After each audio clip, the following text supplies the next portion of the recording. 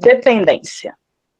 A capacidade de amar está presente na alma humana, mas para que floresça, exige maturação da consciência, isto é, aprimoramento dos sentimentos. A maioria das criaturas foi educada ouvindo fábulas e mitos do amor romântico. Os tabus sexuais, as velhas estruturas familiares, as normas tradicionais do matrimônio, consideradas virtudes femininas, estabeleceram na formação educacional das mulheres todo um comportamento de dependência em relação aos homens. Elas centraram suas vidas em outros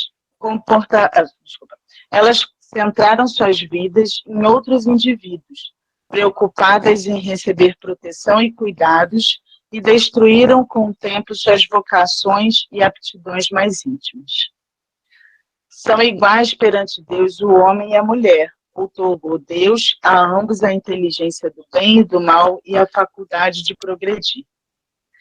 Muitos acreditaram que o amor seria somente despertado por uma varinha de condão ou por uma flecha de cupido, que ao tocá-los, acordasse das profundezas do inconsciente um sentimento há muito tempo adormecido. Existem aqueles que, ingênuos, passam uma encarnação inteira esperando que essa dádiva mágica desabroche de repente, entre a procura e a espera do ser amado, pagando desesperadamente qualquer preço. Na atualidade, muitos educadores, psicólogos, antropólogos e psiquiatras afirmam que a forma como usamos nossos sentimentos é uma resposta aprendida. A capacidade de amar está presente na alma humana, mas para que floresça exige maturação da consciência, isto é, aprimoramento dos sentimentos. Explicam ainda que a criatura aprende a utilizar o amor através de um processo que está diretamente relacionado com o ambiente em que viveu na infância e com em que eu vive hoje, somando-se tudo isso à capacidade íntima de aprendizado. Portanto, estamos constantemente aprendendo a amar. Paralelamente, sabemos que as diversas vivências reencarnatórias sedimentam na alma humana certas predisposições singulares no entendimento do amor. Os costumes, as tradições e os hábitos que envolvem o namoro, o casamento, o sexo e a família, completamente diferentes de nação para nação, de continente para continente. Estabelecem noções diversificadas sobre a afetividade nos espíritos em sua longa marcha evolutiva. Existem aqueles que colocaram o amor dentro de uma estrutura romântica, ou seja, fazem prevalecer um sentimento exagerado e uma imaginação irreal, desprezando o significado dos sentimentos autênticos. Eles acreditam que o casamento extingue por completo todas as adversidades e infortúnios existenciais e que as ansiedades do cotidiano acabariam terminantemente quando a cerimônia sacramentasse num abraço de ternura ou felizes para toda a eternidade. A necessidade recíproca de controle, as promessas de que renunciariam à própria individualidade e teriam os mesmos objetivos para todo sempre, são os primeiros indícios de uma enorme desilusão na vida adulta. Compromissos de amor são válidos, desde que aprendamos que nossa vida está em constante renovação. Assim como as pessoas passam por diversas transformações, também o amor que sentem pelos outros se transforma. Quanto mais observarmos os ciclos da vida, mais entenderemos as transformações que ocorrem em nossa intimidade, porque nós também somos vida. Apenas desse modo, ficaremos mais seguros e estáveis em relação ao nosso desenvolvimento e amadurecimento afetivos. A diferença fundamental...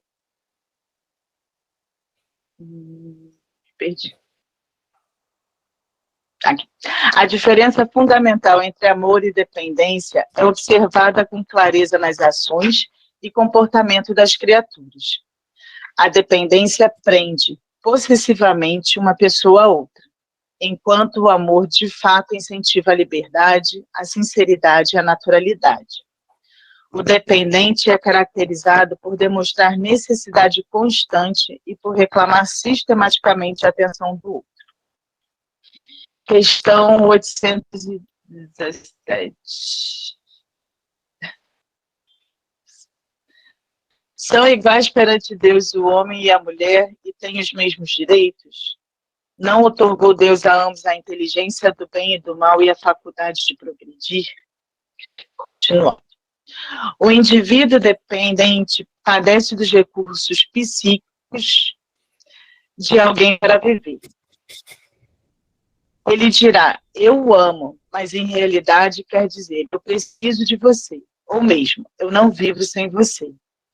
O amor real baseia-se no sentimento compartilhado entre duas pessoas maduras, ao passo que o amor dependente implora consideração e carinho infantilmente. Os legítimos sentimentos da alma nunca se sujeitam a ordenações e imposições, mas sim a uma completa espontaneidade de atitudes e emoções. Dependência gera dores na alma, já a liberdade para amar é um direito natural de todos os filhos de Deus.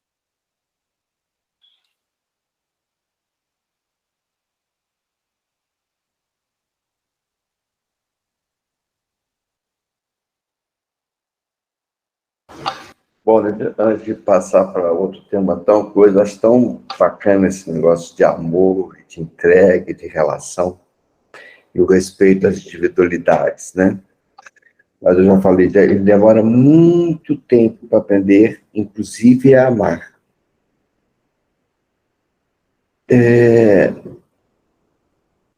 O Silvio falou no início do dia, agora, da nossa leitura de ontem, falou do 40, né? Que ele era protestante e tal, ele preso nas orações e atrasou e tal.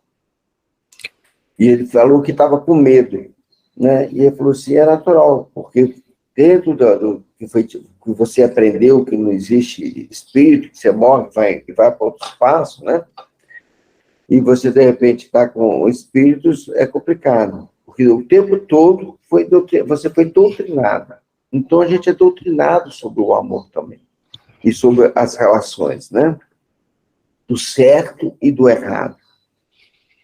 Mas quando a gente tem a sorte de ter um companheiro, uma companheira, ou você começar a entender a sua relação familiar com pai, irmãos, primos e até amigos, respeitando o outro, a individualidade do outro, você cresce. O outro cresce e você cresce. Mas a gente cria realmente uma relação de dependência um do outro, né? Então, e a gente coloca, por exemplo, a casa é nossa, mas isso aqui é seu e isso aqui é meu. Não, é nosso. E respeitar é fazer tudo junto, né? Eu venho de uma formação mineira bem boba, viu, gente? Que a mulher que arruma a casa, a mulher que tem que fazer isso, a mulher que tem que fazer aquilo. E papai um dia chegou, não, aqui em casa todo mundo faz tudo. Então eu fui abençoado que todo mundo faz tudo. Um homem pode lavar, um homem pode passar, um homem pode cozinhar, não é coisa só do feminino. E a gente aprende um com o outro. Todas as relações são de aprendizado, não de dependência e interdependência.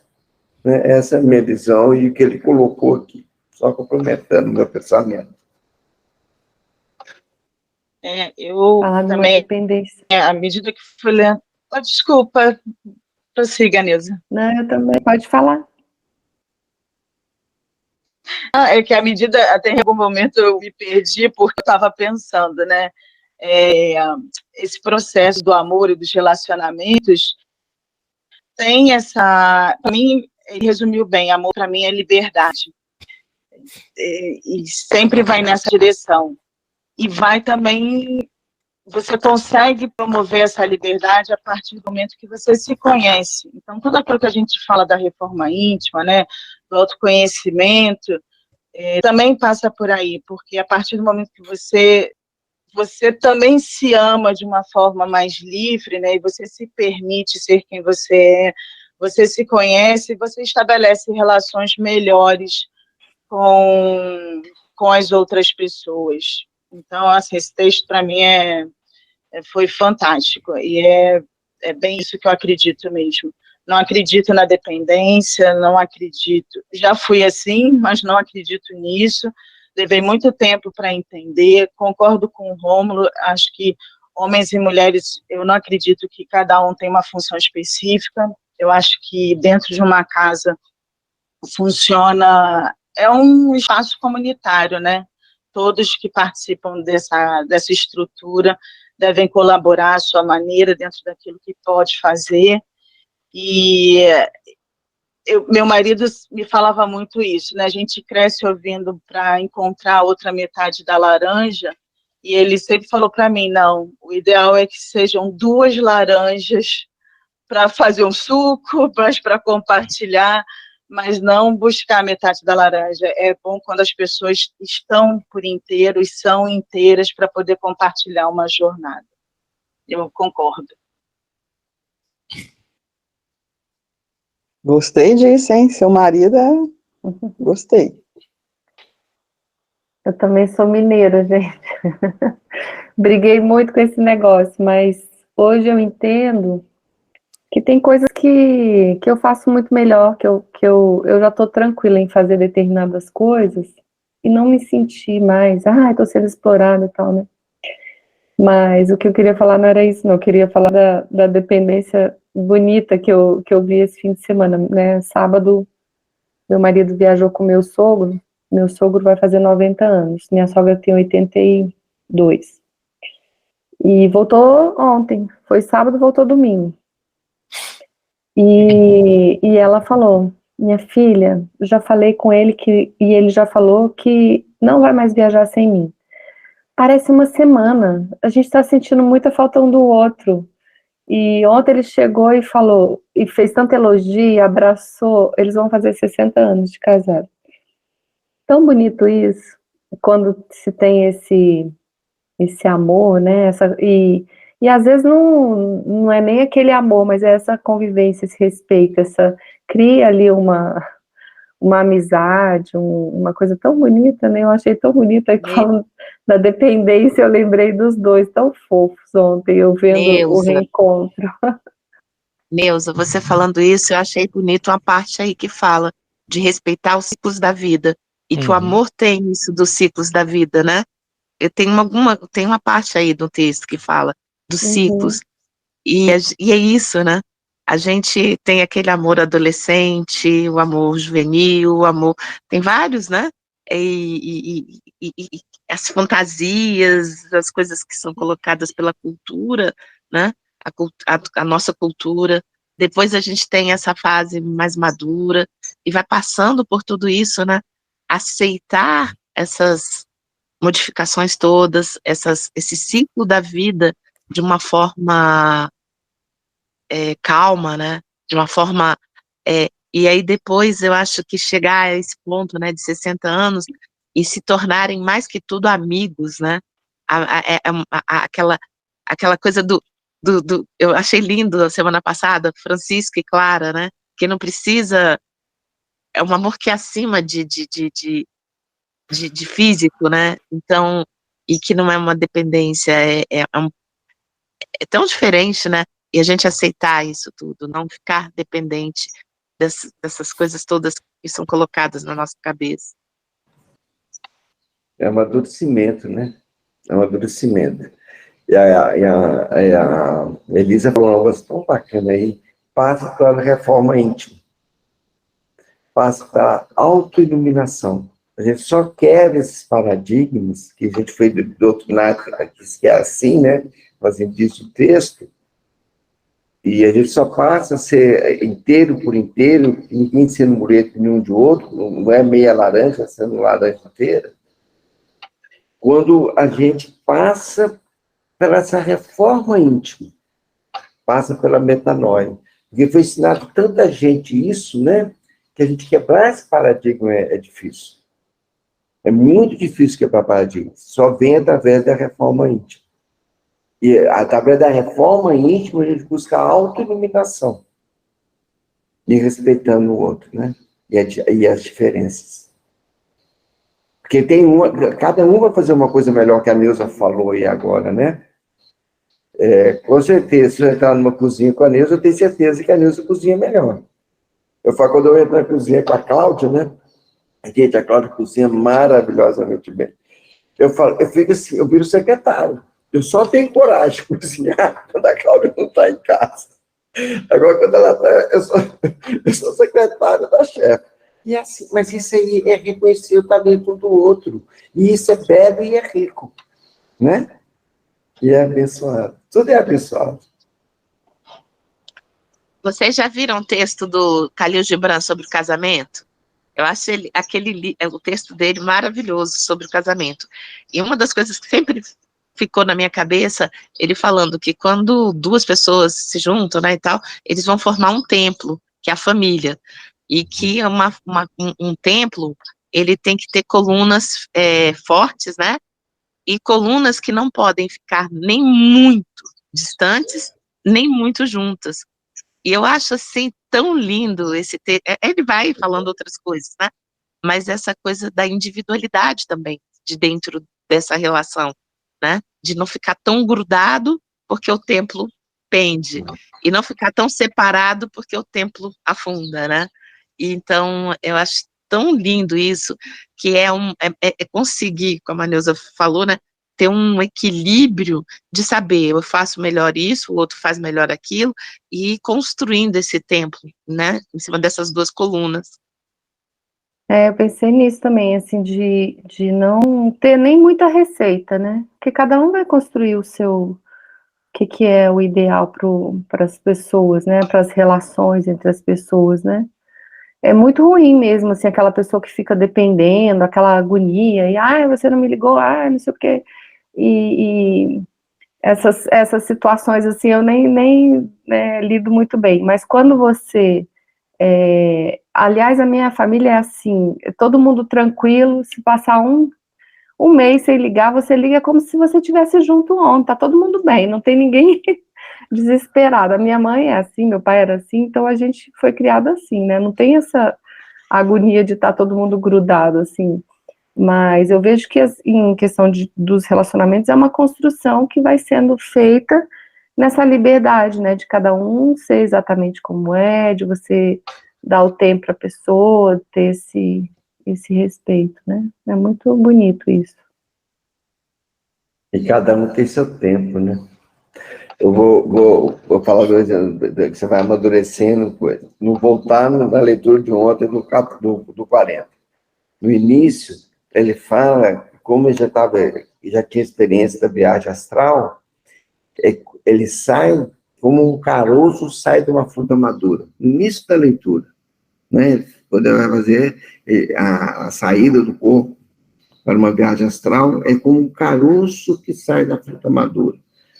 Nesse exercício que a gente faz aqui todos os dias, a gente vai amadurecendo, cada dia ele fica mais fácil, né, o desdobramento, e a gente vai ficando mais leve, né, e levando a vida mais leve. Então, nesse exercício diário nosso aqui, ajuda até nisso, nesses nossos relacionamentos do dia a dia. Aumenta a paciência da gente, né? Paciência. Aumenta a paciência. Que a base da sabedoria é a paciência. A base da sabedoria é a serenidade. A partir do momento que a gente é paciente com o outro, sereno com o outro, que a gente aprende a ouvir o outro, que a gente aprende a sentir o outro, que a gente aprende a respeitar o outro, tudo vai fluir. A gente vai ficando mais próximo do nosso amigo de Assis, né? Compreendendo mais do que querer ser compreendido. Irmão de todos. Irmão de todos. Qualquer tipo de dependência, né, que a gente está discursando sobre um modo específico, né, de dependência. Mas, assim, qualquer tipo de dependência, acho que ela vai sumindo, né, como já foi falado aí, conforme tu vai compreendendo a tua relação real com aquilo, né?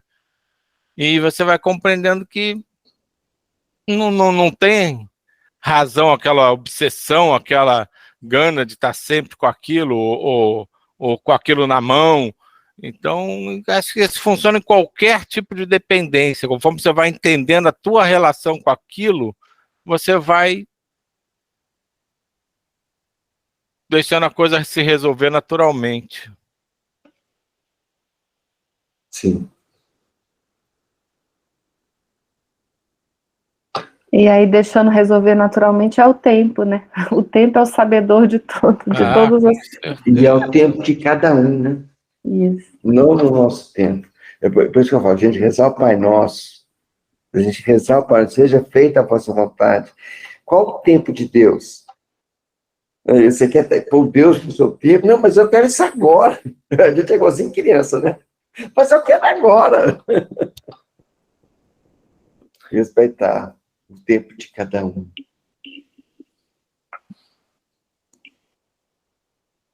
Sabe que dá para ler mais um pouquinho? Aí vai parar no meio, esses são pequenininhos. Então vamos falar mais sobre o amor, né? Sobre essa relação, essa reforma íntima, esse autodesenvolvimento para a autoiluminação. Assim, embora ele puxe muito isso aqui, eu acho que ele levanta um outro tema também dessa deturpação do papel do homem e da mulher. Eu acho que isso está aqui no texto, não é por acaso. É porque ali ele já via esse fenômeno, né, inexplicável que acontece quando a gente encarna, né, que passa a achar que o feminino ou é mais frágil, é mais incapaz, é menos qualquer coisa, né? E eles mesmos não sabem dizer o porquê disso. Né? Por que desenvolveu essa cultura que o homem era mais digno, né, superior do que a mulher? Será que tudo isso veio só da força física do início dos tempos? Eu acredito que sim. É um processo, a gente está num processo de evolução, né, gente? É um processo de evolução. É porque, como diz vem da economia. Hein? Da economia. Vem da economia, porque de um certo tempo o homem, a força é que gerava Era o provedor, né? o provedor. E o provedor, consequentemente, é aquele que, né, salva, que faz tudo. E a parte emocional, a parte de emoção, foi deixada para lá, de lado, né? Então, falo emoção, emoção, né? Espiritual, sei lá. Mas a parte física ficou mais em evidência, e aí a mulher realmente não tem a mesma força física do homem, ela não tinha como prover naquela época, que é diferente de hoje, que é uma coisa mais mental, a mulher consegue mais. Mas lá naquele começo que tinha que ter força física, o homem realmente era o cara. Era o cara. E aí ficou isso aí, né, nessa história. Eu acho um pouco duro isso para o homem, assim, às vezes defendo os homens nisso, porque como isso permaneceu, é muito difícil você parar para pensar que deve ter sido assim, lá naquela época, tudo bem, que isso tudo era só força física, e aí eu tô ganhando, mas quando foi mudando isso, também ficou pesado para o homem, né? Essa obrigação, né, de ser forte, de ser o provedor, nossa, deve ser puxado também. Diva, só que a ideia era a mulher que era da força, sabia? Porque a ideia era que o homem, por exemplo, que era caçador, ele tinha que estar com as mãos livres, porque ele tinha que estar usando uma flecha, ou sei lá, ou tinha que ter uma pedra, o que fosse, e a mulher carregando as crias, porque o homem tinha que estar. Então, assim, essa ideia que a gente tem dessa força era muito da mulher.